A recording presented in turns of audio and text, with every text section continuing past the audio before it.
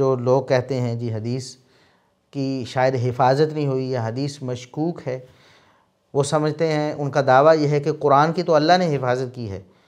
جبکہ حدیث کی حفاظت کی ذمہ داری تو اللہ نے لی تھی۔ یہ بھی بہت باطل نظریہ ہے، ایسی غلط فہمی ہے کہ جس کا کتاب و سنت میں کوئی ثبوت نہیں۔ اب جو وہ کہتے ہیں جی انا نحن نزلنا الذکر و انا لہ لحافظون، اللہ رب العزت نے فرمایا کہ ہم ہی اس کو نازل کرنے والے اور ہم ہی اس کی حفاظت کرنے والے ہیں، ہم نے اسے نازل کیا ہے اور ہم ہی اسی کی حفاظت کرنے والے ہیں۔ اس سے مراد قرآن ہے، جبکہ یہاں لفظ پر ذکر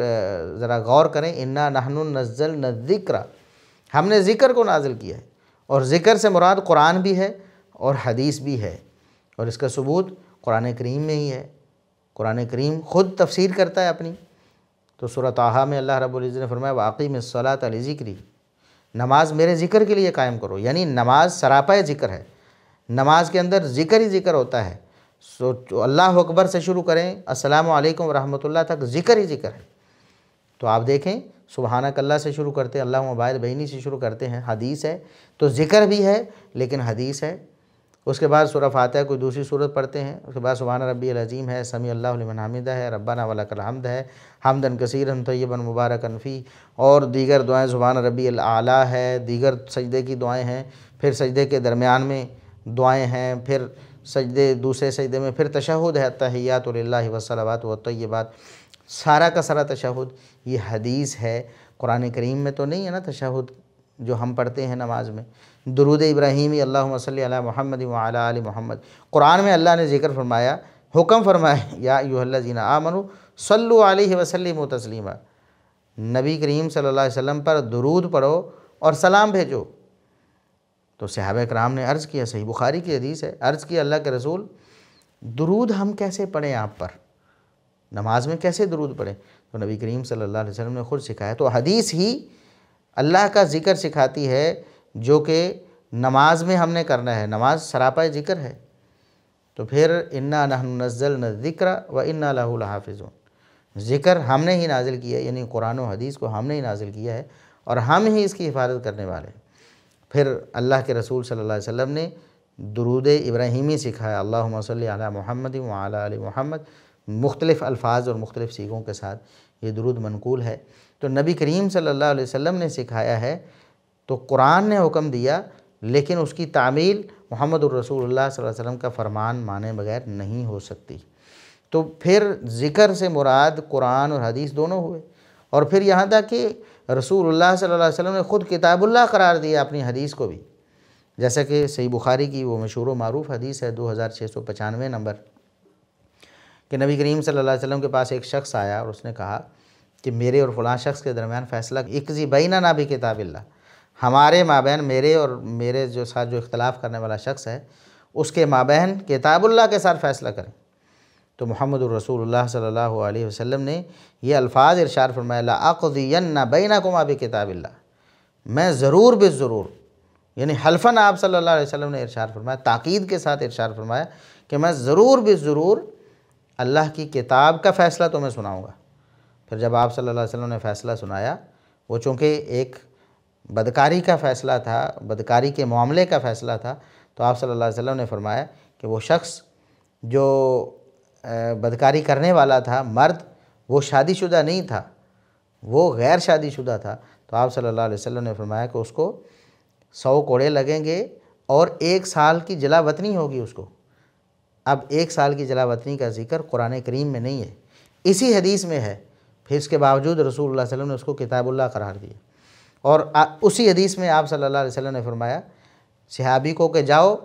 اس شخص کی بیوی سے جا کر تفتیش کرو، اس سے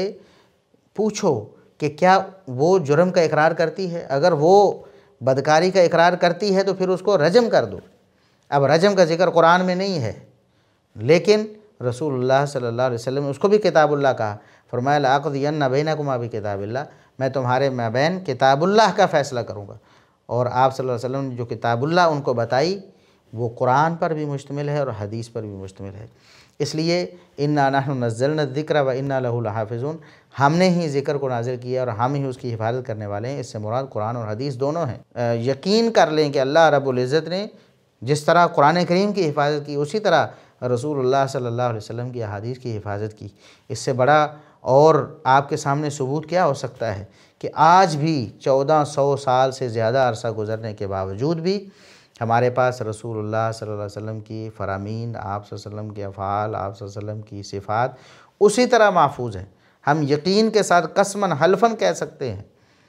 کہ رسول اللہ صلی اللہ علیہ وسلم نے ایسا فرمایا ہے۔ جس طرح آپ نے 2 احادیث وہ ملاحظہ فرمائی ہیں، تو سند کے ساتھ جب آپ کے سامنے آئی ہیں، سند کے سارے راویوں کو آپ نے پرکھا ہے، ثقاہت کے درجے پر ہیں، سچے ہیں، علم و ورع تقوی ان کے پاس موجود ہے، اور پھر ان پر جھوٹ کا کوئی الزام بھی نہیں ہے، انہوں نے زندگی میں جھوٹ بولا ہی کوئی نہیں ہے۔ رسول اللہ صلی اللہ علیہ وسلم کی احادیث میں جھوٹ بولنا تو دور کی بات ہے، انہوں نے کبھی زندگی میں عام معاملات میں اپنی آپسی گفتگو میں بھی کبھی جھوٹ نہیں بولا، تب جا کر وہ اس قابل ہوئے کہ ان سے رسول اللہ صلی اللہ علیہ وسلم کی حدیث محدثین نے روایت کی اور اس کو صحیح قرار دیا۔ تو اس لیے حدیث کو مشکوک سمجھنا یہ دین کو مشکوک سمجھنا ہے۔ اس شخص کا دین مشکوک ہو جاتا ہے جس شخص کے نزدیک حدیث مشکوک ہوتی ہے۔ ہاں، سند کو دیکھیں، سچے کھرے، سچے اور جھوٹے کو الگ کر دیا گیا ہے، کھرے کھوٹے کی تمیز کر دی گئی ہے۔ قرآن کریم نے جو فرمایا یا ایھا الذین آمنوا ان جاءکم فاسق بنبأ فتبینوا، سورہ حجرات میں اصول بیان فرما دیا سند کی تحقیق کا، کہ تمہارے پاس خبر لے کر آئے، کوئی اگر فاسق خبر لے کر آئے تو اس کی ضرور تفتیش کرو۔ اس کا مطلب ہے سچا خبر لائے تو کوئی تفتیش کی ضرورت نہیں ہے، اس کی بات بالکل ٹھیک ہے۔ اگر وہ سچا نہیں ہے تو پھر اس کی خبر کی تفتیش کرنی ہے۔ اگر اس کی برائی آپ کو معلوم ہے تب بھی تفتیش کرنی ہے۔ برائی معلوم نہیں تو ہو سکتا ہے کہ اس کے اندر برائی ہو، تو اس کی بھی تفتیش کرنی ہے۔ تو یہ جو اصول حدیث ہیں یہ محدثین نے قرآن کریم سے ہی اخذ کیے ہیں اور رسول اللہ صلی اللہ علیہ وسلم کی احادیث سے اخذ کیے ہیں۔ پھر صحابہ کرام سے لے کر آج تک پھر یہ تسلسل کے ساتھ، تواتر کے ساتھ حدیث نقل ہوتی رہی ہے۔ صحابہ کرام دوسرے صحابہ کو سناتے رہے ہیں، صحابہ کرام پھر رسول اللہ صلی اللہ علیہ وسلم سے سنتے رہے ہیں، پھر صحابہ کرام سے دوسرے صحابہ کرام سنتے رہے ہیں، پھر ان صحابہ کرام سے تابعین سنتے رہے ہیں، پھر تابعین سے تبع تابعین سنتے رہے ہیں، پھر تبع تابعین سے ائمہ دین سنتے رہے ہیں اور اس کو نقل کرتے رہے ہیں۔ جیسا کہ امام بخاری و مسلم، ابو داؤد، ترمذی، نسائی، ابن ماجہ، امام مالک، امام احمد بن حنبل، امام شافعی اور دیگر ائمہ ہیں، اپنی سند سے جب یہ رسول اللہ صلی اللہ علیہ وسلم سے کوئی بات منسوب کرتے ہیں تو سند کے راوی ان کے حالات بالکل کھلی کتاب کی طرح، ہمارے لیے فیصلہ کرنا بالکل بھی مشکل نہیں ہے۔ اس لیے علماء نے پھر محنت کی ہے، کوشش کی ہے، حدیث کی کتابوں میں جو صحیح اور ضعیف حدیث ان کو الگ بھی کیا ہے، اور انہی میں سے جو اولین کوشش ہے امام بخاری رحمۃ اللہ علیہ کی کوشش ہے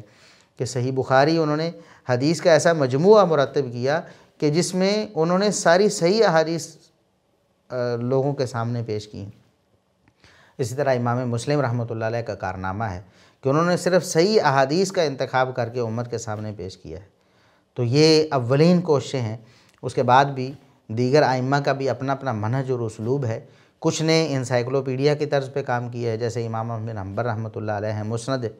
کہ جتنی بھی ایک صحابی سے روایتیں ہیں ساری اکٹھی کر دی ہیں، پھر دوسرے صحابی سے جتنی روایتیں ہیں وہ اکٹھی کر دی، پھر تیسرے سے ایک ایک صحابی سے الگ الگ جتنی بھی روایتیں ہیں چاہے کسی ٹاپک اور موضوع پہ ہیں وہ جمع کر دی ہیں۔ یہ انسائکلوپیڈیا والا کام ہے۔ اس میں بھی سند بیان کر کے انہوں نے بتا دیا کس کی کون سچا ہے کون جھوٹا ہے، آپ خود پتہ کر سکتے ہیں۔ اور کچھ نے حدیث بیان کرتے ہوئے حکم بھی ساتھ لگائے، جیسے امام ابو داؤد رحمۃ اللہ علیہ ہیں، بہت سی احادیث پہ خود حکم لگا دیتے ہیں، فلاں راوی غیر معتبر ہے، مستند نہیں، ثقہ نہیں ہے، اس کی بات قابل قبول نہیں ہے۔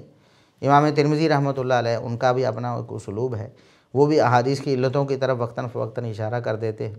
باقی پھر محدثین کی کتابیں ہیں جس میں راویوں کے حالات ہیں، علل ہیں، حدیث میں جو مخفی رہ جانے والی علتیں ہیں لوگوں کی نظروں میں نہیں آتی، وہ محدثین نے بیان کی ہیں۔ تو بہرحال یہ ایک ایسا بحر بے کنار ہے، یہ رسول اللہ صلی اللہ علیہ وسلم کا جو اسوہ ہے، یہ آپ صلی اللہ علیہ وسلم کی جو احادیث ہیں یہ بالکل کمال حفاظت کے ساتھ ہم تک پہنچی ہیں، اس کی حفاظت میں کوئی شبہ نہیں۔ اللہ رب العزت نے قرآن کی حفاظت کا بھی ذمہ لیا، رسول اللہ صلی اللہ علیہ وسلم کی سیرت اور آپ صلی اللہ علیہ وسلم کی حدیث کی حفاظت کا بھی ذمہ اللہ رب العزت نے لیا۔ چنانچہ یہ ایک محفوظ چیز ہے، یہ یقینی اور قطعی چیز ہے جس پر ہم یقین کر کے اپنے دین کی بنیاد رکھتے ہیں، کیونکہ ہمارے دین کی بنیاد یقین پر ہو سکتی ہے، کبھی مشکوک چیز ہمارا دین نہیں بن سکتی، نہ اس پر ہمارے دین کی بنیاد ہو سکتی ہے۔